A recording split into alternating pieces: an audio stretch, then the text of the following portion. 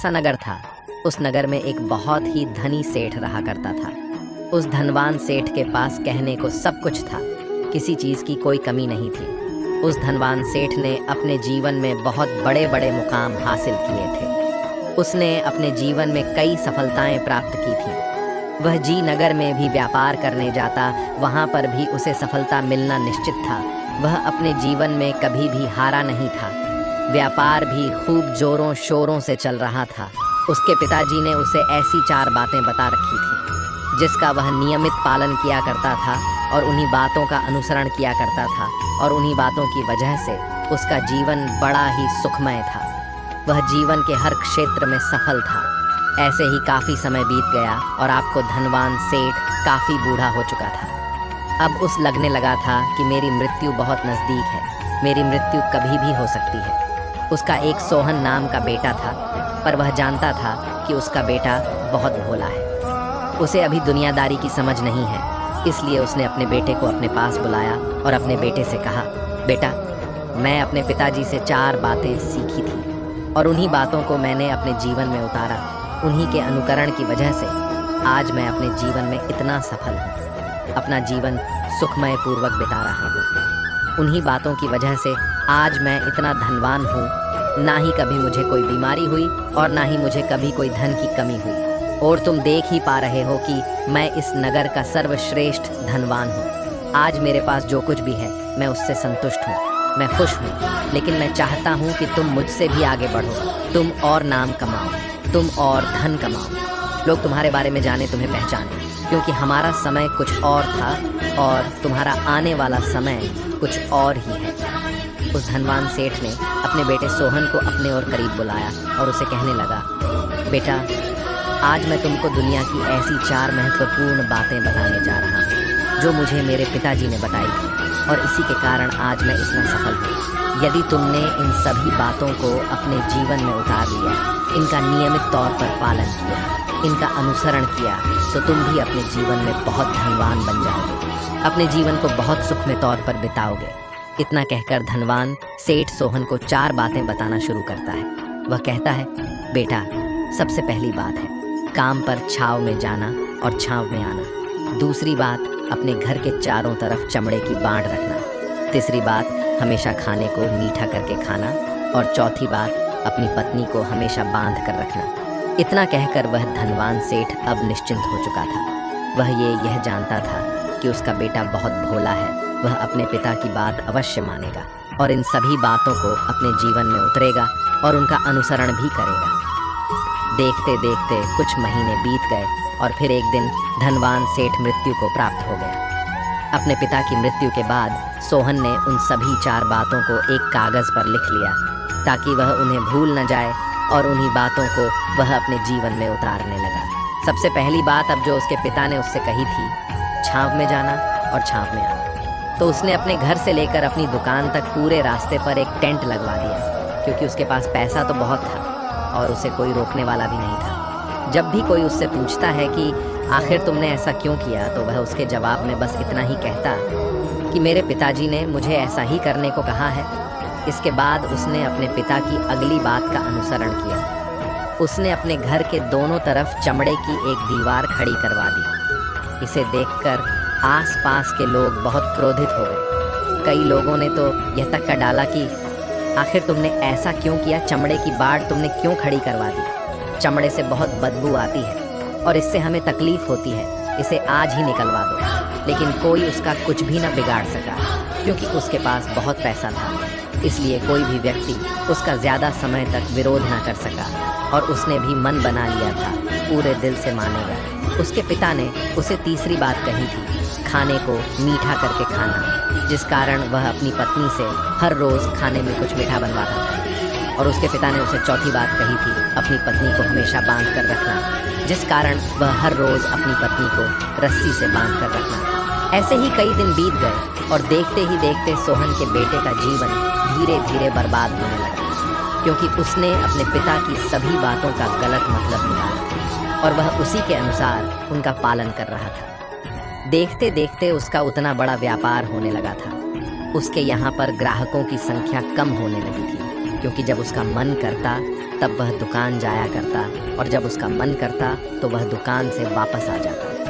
उसके सारे ग्राहक अब एक एक करके उसे दुकान को छोड़ने चले जा रहे थे। इसी कारण उसका पूरा व्यापार ठप हो चुका था। जिस व्यापार को खड़ा करने में उसके पिताजी ने खून पसीना एक कर दिया था, उस व्यापार को सोहन ने कुछ ही महीने में पूरी तरह से बर्बाद कर दिया था, जिस कारण वह बहुत परेशान रहता था।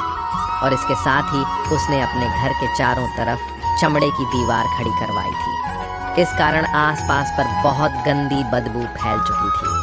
इसलिए जो भी उसके आसपास रहते थे उन सभी ने वह घर छोड़कर कहीं और पर अपना बसेरा बसा लिया।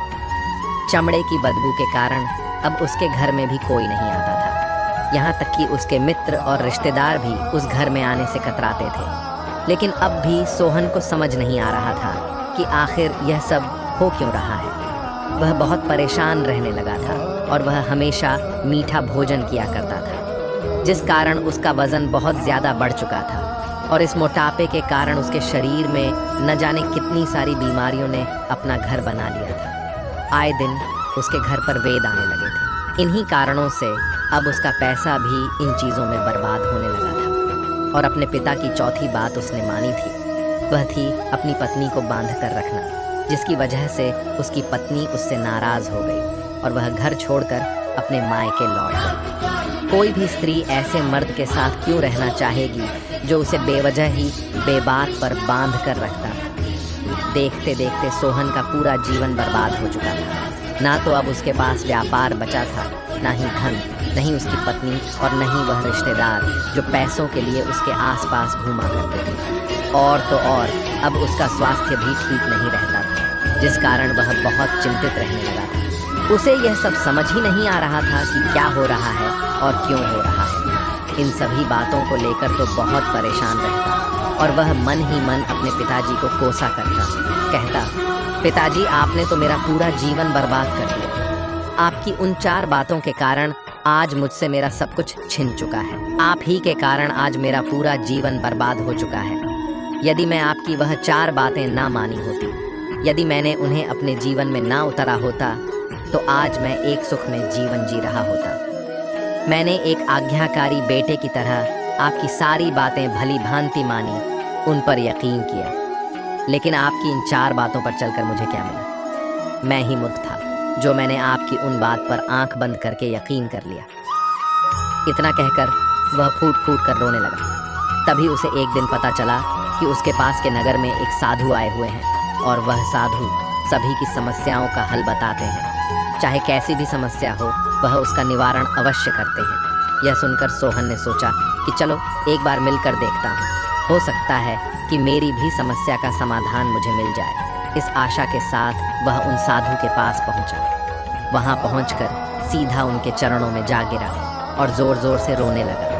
वह कहने लगा, है गुरुवर, अब आप ही मुझे बचा सकते हैं। मेरे पिताजी ने तो मेरा पूरा जीवन बर्बाद करके रख दिया। आज मेरी जो भी स्थिति है वह सब मेरे पिताजी के कारण ही है। मेरे पिताजी ने मुझे जैसा कहा मैं वैसा ही किया। हमेशा एक अच्छे बेटे की तरह उनकी सारी बातें मानी, अपने सारे फर्ज निभाए। और देखिए मेरे पिताजी ने मेरे साथ क्या किया। मुझे गलत बात बताकर वो चले गए और उसका खामियाजा मुझे आज भुगतना पड़ रहा है। मेरा तो पूरा जीवन ही बर्बाद हो गया है। मैं अब तक यह नहीं समझ पाया कि मेरे पिताजी ने मेरे साथ ऐसा क्यों किया। क्या मैंने उनके साथ कुछ गलत किया था? तभी वह साधु महाराज सोहन से कहते हैं, बेटा मुझे अपनी सारी बात तो बताओ, आखिर तुम्हारे साथ क्या हुआ है? तुम इस तरह से क्यों रो रहे हो? तुम्हारी इस परेशानी का क्या कारण है?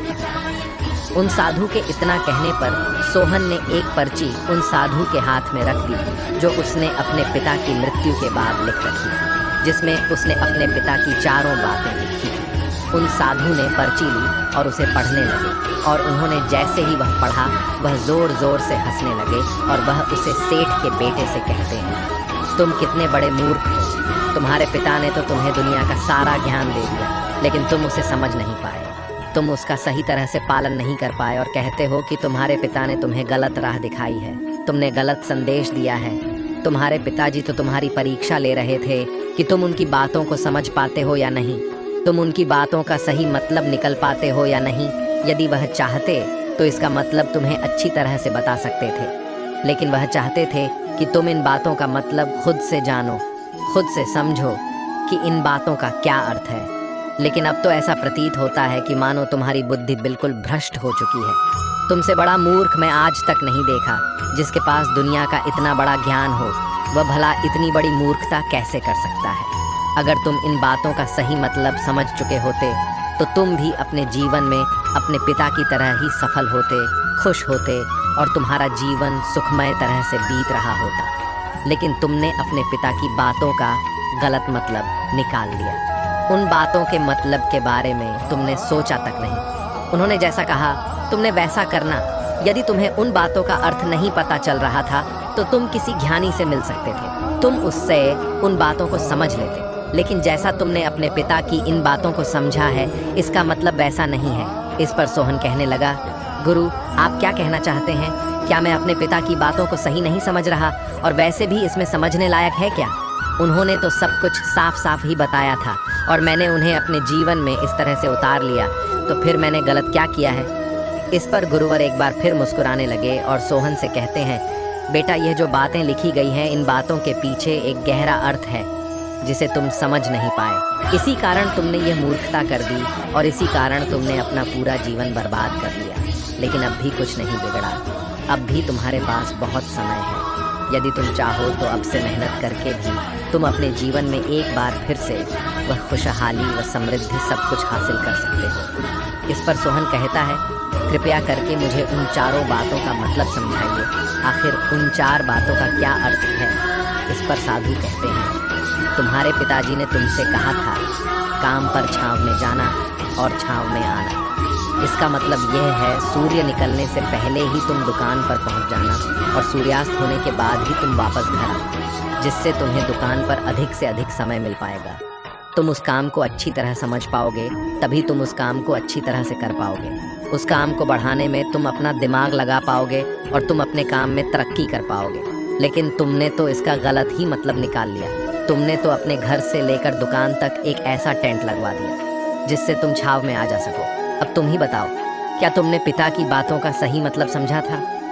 यह सुनकर सोहन जोर जोर से रोने लगा और कहने लगा, है गुरुवर, मैंने अपने पिता की इन बातों का गलत मतलब निकाला और इसी कारण आज मैं पूरी तरह से बर्बाद हो चुका हूँ। मैं ही सबसे बड़ा मूर्ख था। मेरे पिताजी ने तो मुझे इतना महत्वपूर्ण ज्ञान दिया था, लेकिन मैं उस हीरे को पत्थर समझ बैठा। आगे वह सेठ का बेटा उन गुरुवर से कहता है कि गुरुवर दूसरी बात क्या है, उसका अर्थ क्या है? आगे गुरु दूसरी बात का अर्थ समझाते हुए कहते हैं, चमड़े की बाँट करवाना। इसका अर्थ यह है कि तुम अपने घर में कुत्ता या बिल्ली पालो। जब तुम अपने घर में कुत्ता बिल्ली पाल लगे तो यह तुम्हारे घर की चारों ओर से रक्षा करेगा, जिससे तुम्हारी धन दौलत पूरी तरह से सुरक्षित रहेगी और तुम बेफिक्र होकर दुकान पर मन लगा सकोगे, बेफिक्र होकर दुकान के कामों को समझ सकोगे और तरक्की कर पाओगे। और तो और तुम्हारे मन में कभी यह भी डर नहीं होगा कि कहीं कोई चोर आकर मेरी संपत्ति न चुरा ले। चमड़े की बाढ़ करवाने का असली मतलब ये है, लेकिन तुमने तो चमड़े की बाढ़ करवाने का मतलब कुछ और ही निकाल दिया। तुमने तो अपने घर की 2 दीवारों को ही चमड़े से पूरी तरह से भरवा दिया, जिस कारण आसपास गंदी बदबू फैल गई। तुम्हारे आसपास के पड़ोसी भी अपना घर छोड़कर कहीं और चले गए। यहाँ तक कि तुम्हारे मित्र, तुम्हारे सगे संबंधी भी उसे बदबू के कारण तुम्हारे घर पर आने से कतराने लगे।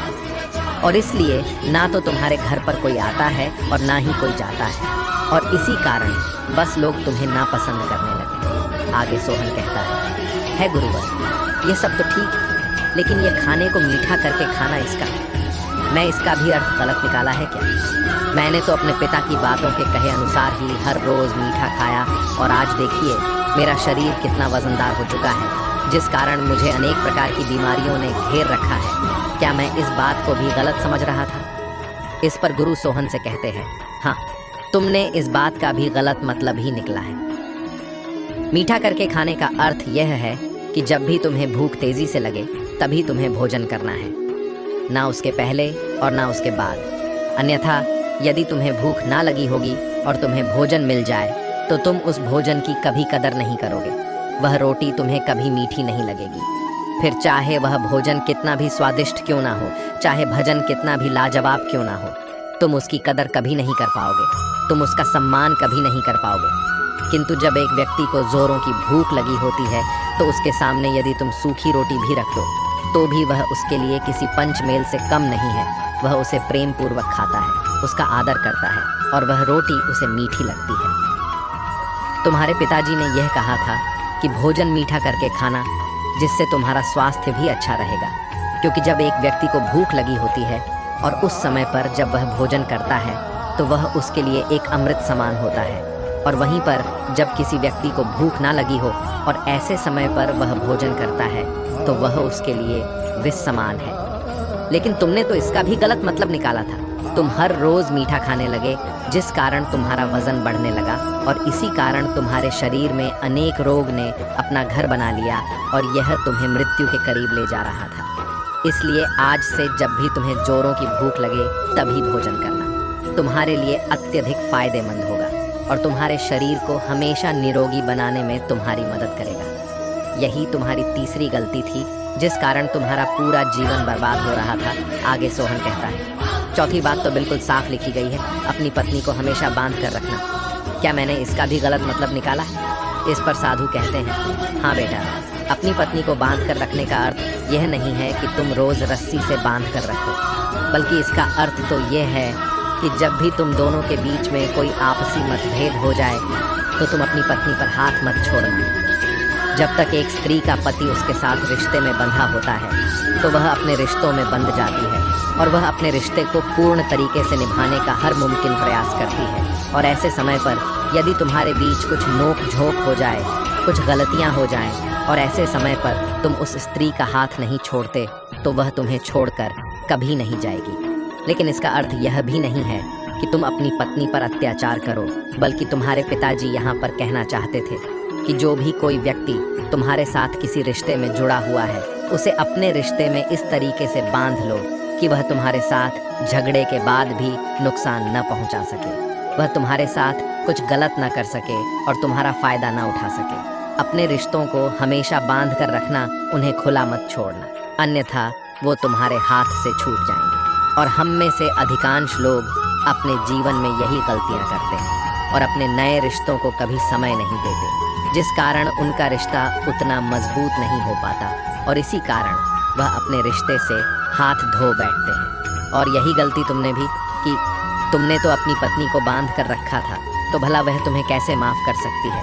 और यही कारण है कि वह तुम्हें छोड़कर चली गई। तुमने जो अपनी पत्नी के साथ किया वह माफ़ी के लायक नहीं है, लेकिन तुम्हें अपनी पत्नी से माफ़ी मांगनी चाहिए क्योंकि तुमने गलत किया है। इसलिए जाओ और अपनी पत्नी से माफ़ी मांगो। और यही वह 4 बातें थीं जो तुम्हें तुम्हारे पिता ने समझाने का प्रयास किया था, लेकिन तुमने इन सभी बातों का गलत मतलब निकाला और इसी कारण तुम पूरी तरह से बर्बाद हो गए।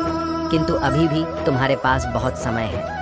यदि तुम इन सभी बातों का सही से अनुसरण करते हो तो तुम अपने जीवन में एक बार फिर से बस सब कुछ हासिल कर सकते हो जो तुमने खोया है। ये सारी बातें हमारे जीवन की पूरी परेशानियों का समाधान है। दोस्तों, आज